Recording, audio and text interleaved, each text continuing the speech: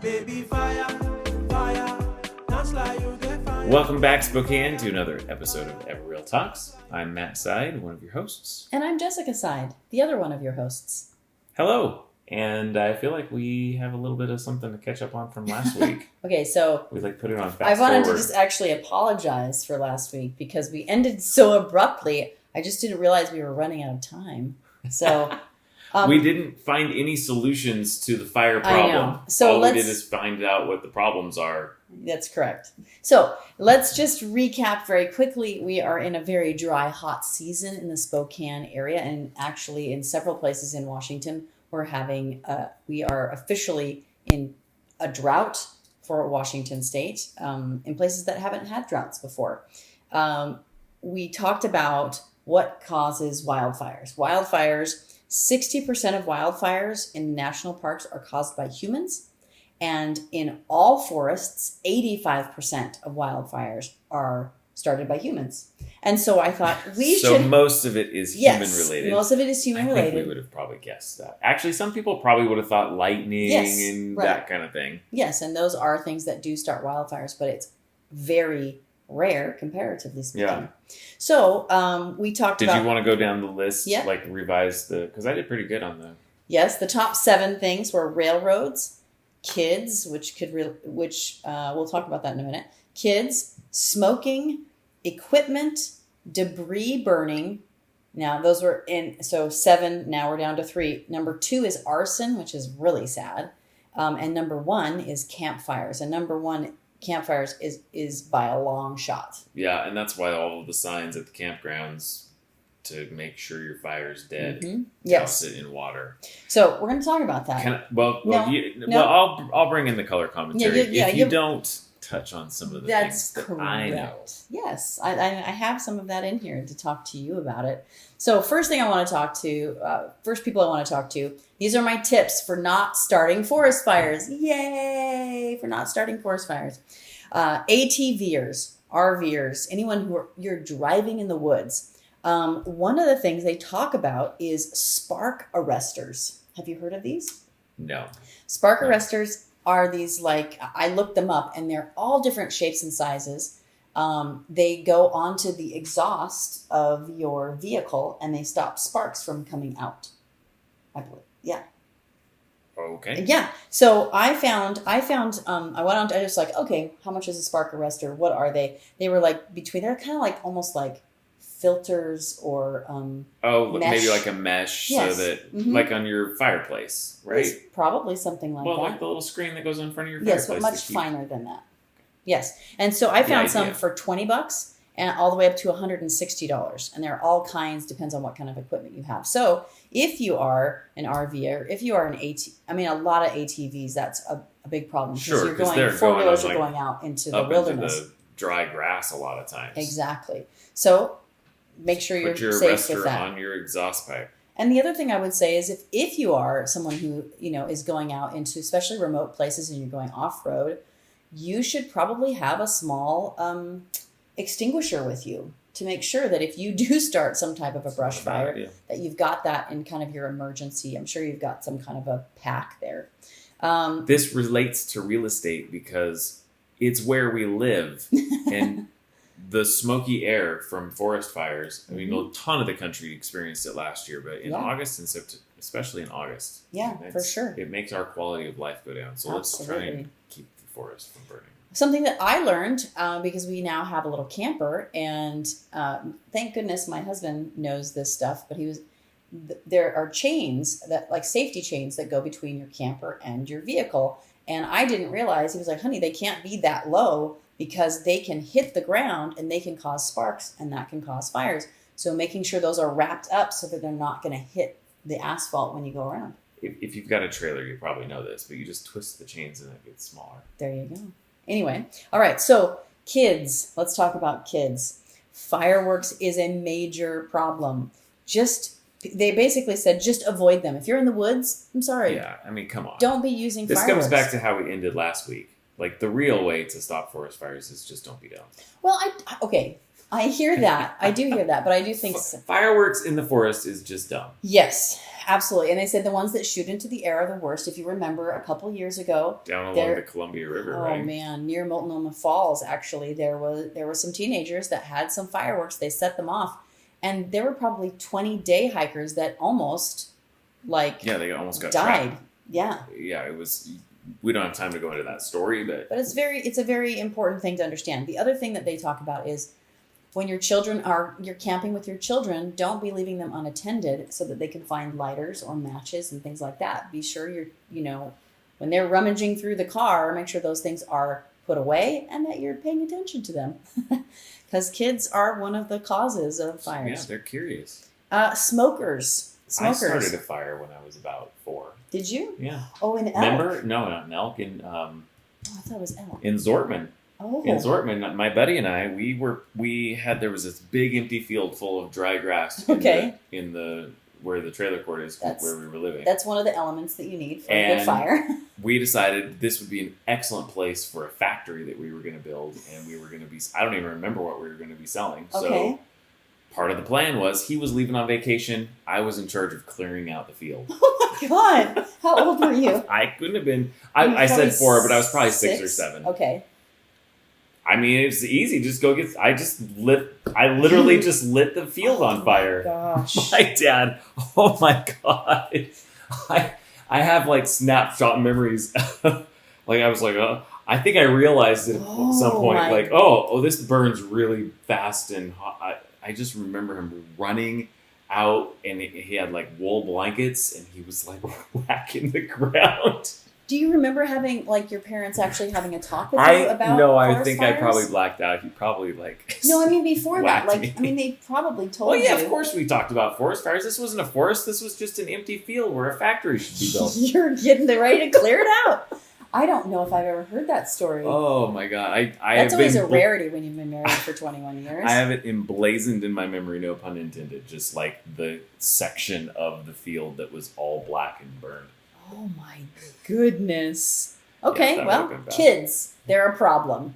Okay, smokers. Mean to be. Smokers, never ever toss your cigarettes out the window. Even though you might think it's kind of gross, get an ashtray for your vehicle. That is very, very important. Or stop smoking. Well, okay, we're not going to... No judgments. I'm not judging. No judgments.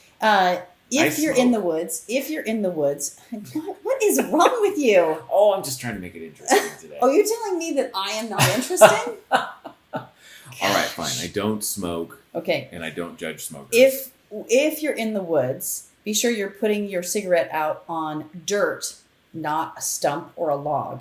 And even your tobacco, if you're got a pipe or a cigar or something like that, just making sure that you're putting it in the dirt and you're making absolutely sure that you've got it totally out.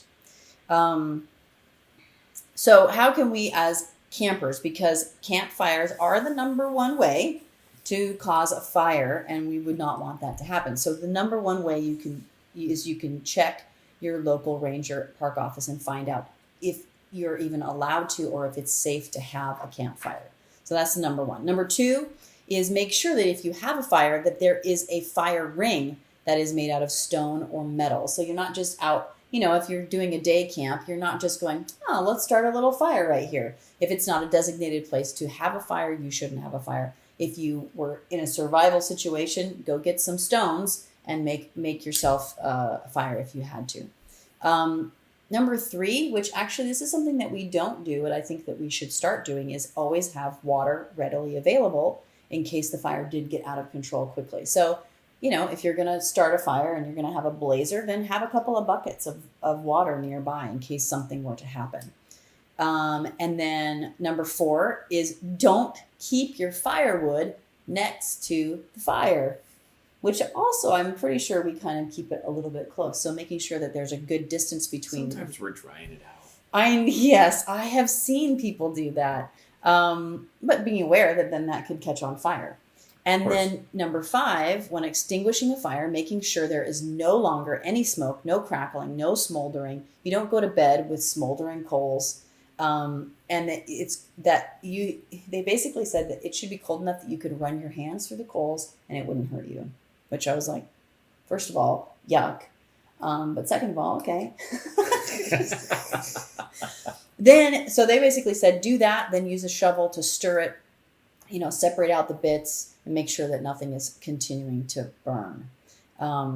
So, Matt, how much water would you say? And I'm literally asking you this question. How much water do you think that you put on a fire, like at the end of a night? Like when we're trying to put it out. Yeah. Like buckets, a couple of buckets. I've seen you do like 3 or 4. I soupy, think. like it's a total soupy mess of ashy water. Yeah. And because the problem is that people don't realize that the fire can be out or appear out, but a lot of times there's trees with roots that are under the ground, and if those coals are in it, so that the roots can actually catch fire, and you don't even know what's happening. It's literally kind of smoldering its way through the dry roots and things under the ground. And then I did not know that when we first got married, and he kept putting water on stuff, and I was like, "What are you doing? Why are you doing so much water?" And he was like, "Well, it can burn and smolder and then spread underneath." I was like, wow.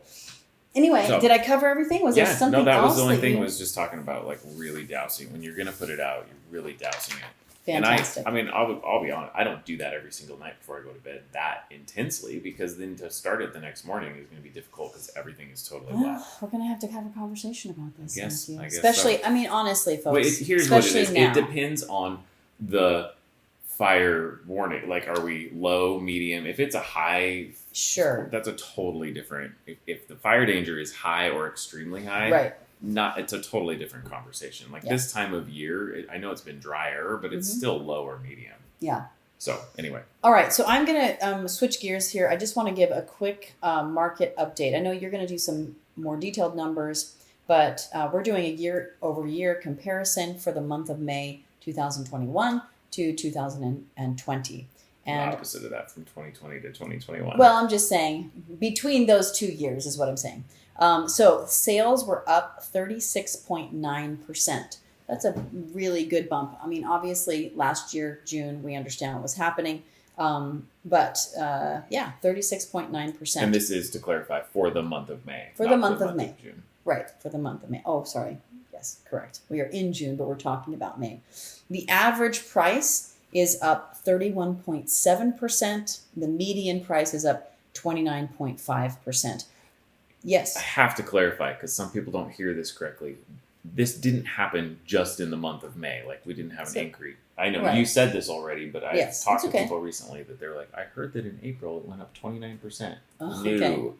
From May of 2020 to May of 2021. Right. 29.5. That's correct. And it's interesting because it's been a couple months now, we talked about Momentum 87. Is that right? No. I'm the one who did the thing on it. Apparently, I don't remember. I think it is 87, yeah. And the subsequent years after that we did have some increases like this. And so this is not the first time we've seen this kind of an increase in Spokane. And the median sales price for 2020 only went up 15.7 or something like that. Right. So it'll be interesting to see what 2021 does. And we've still got half the year to go. Yes, we do. Yes, we do. All right. So I am going to, before I turn it over to Matt, because he's got some stuff for y'all, I'm going to talk about our featured home, which is 4103 North Belt. This one just went on the market a couple of days ago. We have an open house today from 12 to 3 and also on Sunday. And I think the times are slightly different on Sunday. 12 to 3 on both days. Okay, 12 to 3 on both days. So if you want to go to an open house, which we haven't had in a while. If you're hearing this right now, you've still got a couple hours, hour and a half or so to get there and Absolutely. check it out. The house is fantastic. Let me just tell you this. It's over 2,600 square feet.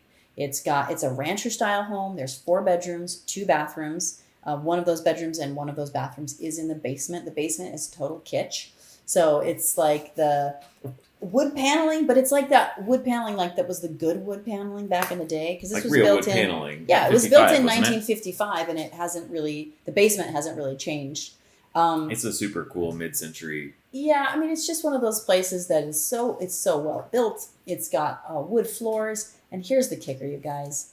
In the backyard, beautiful pool with a brand new solar cover, and it's got a covered patio. It's got a chicken coop for those of you who want to have your little urban farm. It's got a rabbit hutch, area, and a garden area. It also, for the kiddos that are swimming, has a little changing room off the pool, kind of on the garage area. So it's got a big 2-car garage with a kind of a shop, workshop on the backside of that, a little changing area. So this house is $375,000. If you have any questions on it, please call our number, our toll-free number, 509-62-HOUSE, or you can go on Facebook. Yeah, you can message us on Facebook or Instagram. Yeah, and you can get all the information and see all the pictures. So that is going to be then our featured neighborhood part of Spokane today. So this is the North Hill part of Spokane. And I've kind of pushed like the Shadle area is part of Audubon, but Shadle and Shadle Park and stuff is like up in the corner of Audubon and right on the edge of the North Hill. So I'm kind of combining that area because I feel like those work together. So what is this area? So we've got Division to A Street and Francis down to the hill, North Hill. So it's like right around Glass. Okay, yeah. Is where that cuts off, where the hill actually goes down physically. So let's just talk about it a little bit.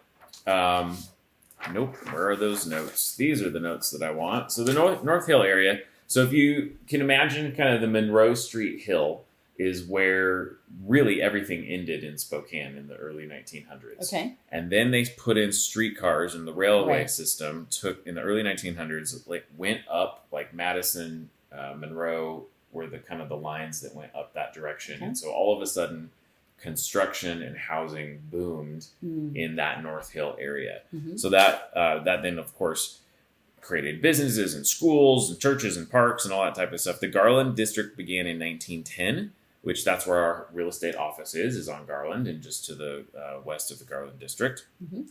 The Post Street line was the one that really fed the Garland District. Parks started popping up. So you've got Clark Park over on Division in Garland. Mm-hmm.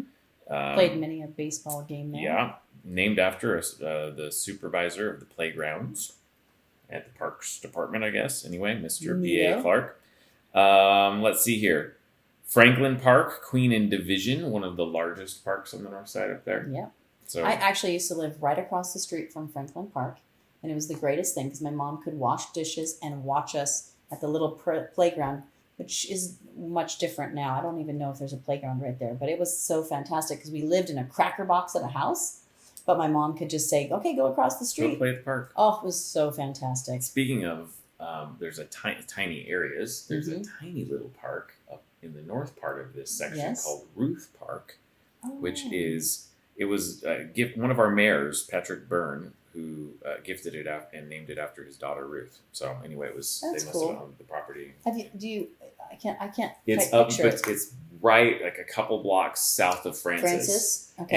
And technically, the schools. So there's a lot of schools in the area, which is a huge part of what draws people into this area is the schools and the community type stuff. Mm-hmm. But where Ruth Park was the original site of Madison Elementary, which then moved 4 blocks south to where the current location is, and that was your elementary school for a little while, which is on the corner of Franklin Park. Right. So I got to just literally walk across the street. My mom could see me walk to the front of the school, and I went to kindergarten and first grade in Madison. And I have some cousins right now that send their children to Madison. So it's in the family. It's a legacy thing. It's kind of like some of the things in this kind of North Hill Shadle area that draw people in. Why they want to live there. Mm-hmm. It's kind of got peaceful, quiet streets, unique older homes, reasonably priced housing options, walkable destinations. Yeah. You always see walkability scores in some of the online websites. Its proximity to work, neighborhood shopping, parks, and schools. These are all huge draws. Yes. And it was one of the reasons that we chose that area for our office location because of its proximity to easy access all over the place. Everywhere, yeah. It was interesting as I was kind of noting the arterials. You have so many arterials that go into that area. Yes. You've got A Street that goes up there, Maple's a major Maple Ash corridor, Monroe, Post, Division, Washington goes kind of right to the bottom of that, and then kind of kicks over into Post. Yeah. Anyway, it's just really great access north and south. Like from and none of the houses are. I mean, there's a few houses that are a little bit more sprawling, like on that right on the precipice of that North Hill, that glass area. You've got more sprawling ranchers, but you get a little bit further up, and everything is very compact and affordable, which is great for first-time home buyers. Well, and just, I mean, these are the things that people love about that neighborhood. Right. That Garland District area is really cool. Some of the notable businesses down there, Ferguson's Cafe. Oh, yeah. The Garland Theater, the Blue Door Theater, kind of that, what do they call that? Improv? Like an improv. They call it, that's what this is. This is also improv. Yeah, for sure, improv. Pretend you're a chef. No. Ferguson's Cafe, this is interesting, I think you like this, described as a neighborhood staple, which first opened in the 1930s, has appeared in 3 feature films. Yeah, Do you know which ones they are? I know Benny and June. Well, that's the obvious one. Quicksilver? No? No, Vision Quest. Vision Quest. Oh, that's what I'm thinking. Okay. And I'm not going to know the third one. Why Would I Lie? Why Would I Lie? Yeah, from 1980. Who knows? I have no idea what that is. Anyway, so that is kind of some highlights on the North Hill Shadle area. Of course, we have Shadle Park itself. And so Shadle Park, let's just talk really quick about that. It was land donated to the city in 1944 by Josie Comstock Shadle. Okay. So who that family also donated the park for Comstock Park, right? Okay. So it later was designated for Shadle Park in honor of her husband Eugene A. Shadle. So that would have been after. Died. So Comstock was much earlier. I want to say it was the 1930s I can't remember. Or something like that. It was 1936. Donated the land for Comstock Park. Boom. Thank you. Anyway, Eugene Shadle, her husband, was a business partner of her dad, J.M. Comstock, and they were the ones that owned the Crescent downtown after the fire we talked about ages ago. And their business exploded because they were one of the few stores that didn't burn. That didn't burn down. Which means they were just like getting hammered. Super busy, yeah. Anyway, Eugene Shadle married Josie Comstock, and the rest is Shadle history. So Shadle Park, big. You got the big water tank there that is super iconic. It's Spokane. super iconic. I for some reason, what is it about water tanks that are painted? Like, I know that there's water tanks around, but like there's one close to Sacagawea, but there's no fondness for that because it's not painted. It's just white. Yeah, well, and they painted it. It wasn't always painted that color. Okay. They painted it that color because it's the colors of Shadle Park High School. That's right. It's been painted that color as long as I can remember. Yeah, as long as I probably can in the remember 70s. Let's see. Other things that were interesting about this area in the 50s, in 1958, there was a big bond that passed to build pools in Spokane. Right. And one of the interesting things, so they designated a part of the park area to build Shadle Park High School.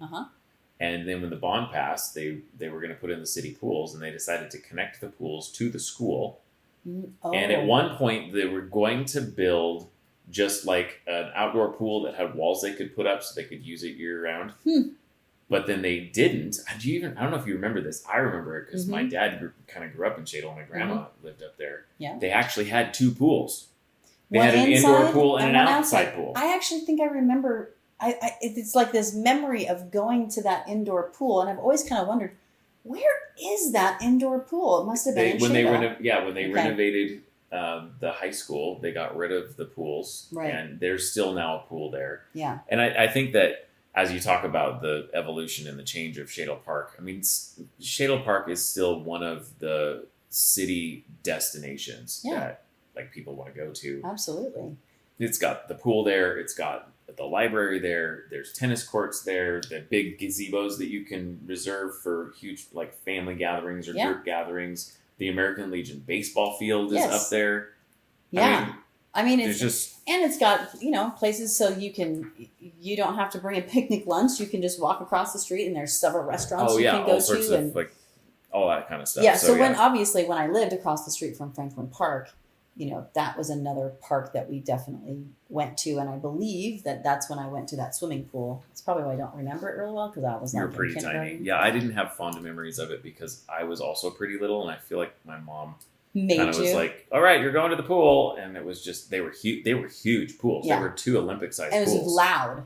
Yeah, It because was really inside. loud inside. It was loud inside. So quick He on was that. he was a shy kid. I was a little bit.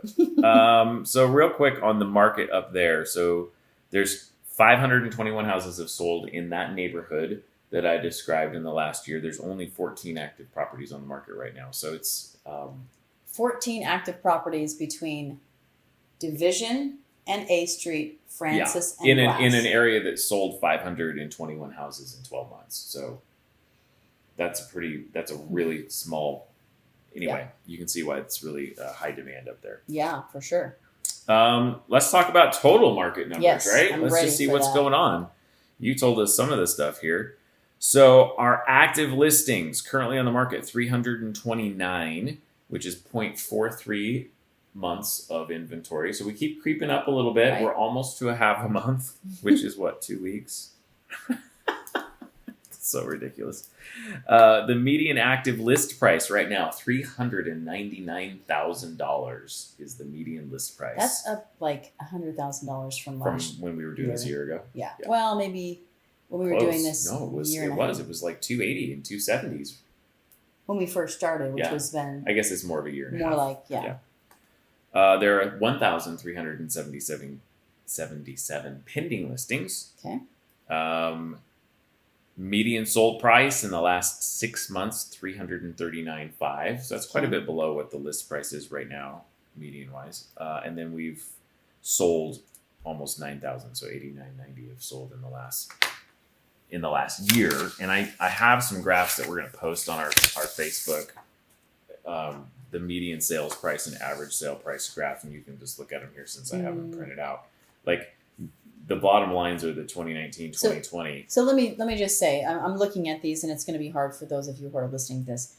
If you can imagine, every year we have these charts, and they run the current year and 2 years prior, okay? And you can always see, like, everything kind of follows each other, but just a little bit higher. Like, everything kind of follows itself. You Sure, can and see you it have go up in the dips. summertime and Yeah, dip in the... it comes Yes. exactly. But it's like almost a mirror image, not really, but it's like it's just a little bit more. However, that's the crazy thing, is that 2021, instead of the ups and downs and being just a little bit, $10,000, $20,000 higher than the year before, just the same pattern, it's just going up. It's like this launch pad. Yes. And it's what's crazy is if you look at the average sales price graph, they had to shrink the size of the denominations in order to fit 2019 numbers on and be able to increase the graph high enough for May's numbers, because it was 407,000 on this was the average. Wow. 255 was January of 2019. Yeah. So just think of it, our market right now, as a ski jump. Yeah, that's it. There you go. It's a ski jump. We're on our way up the ski jump. What's going on in Spokane, Jess? We got a minute or so here. Yeah, well, I want to talk about farmers markets just really quickly. Can I just say this really quick? Of course. VisitSpokane.com is an excellent website to figure out what actually is going on. Everything from these farmers markets to lots of other things. Yes. So I want to quickly go through these farmers markets that we have in Spokane. We have one, and you can look these up yourself. I got this information from First American Title. Thank you for First American Title. We have South Perry on Thursdays, Fairwood Market on Tuesdays. That's in up in West Hastings area. Spokane Farmers Market on Saturdays and Wednesdays. Kendall Yards on Wednesdays. Liberty Lake Market on Saturdays. Millwood Market on Wednesdays. Hilliard Farmers Market on North Market on Mondays. Emerson Garfield Farmers Market on Fridays. Spokane Valley Farmers Market, Glen Rose Market, Truckin' in Spring Market in Spangle, and Garland Summer Market. Those are all the ones that are going on. So visit a farmer's market, pick up some fresh produce. Thank you so much for being here with us. If you have any questions about the real estate market or Spokane in general, give us a call at 509-62-HOUSE. You can also reach us at info@everreal.com or on all the social medias. That'd be great. Yeah, just check us out at EvoReal. Everybody have a great Saturday. Check out our open house, and we'll talk to you next week. Bye. Bye.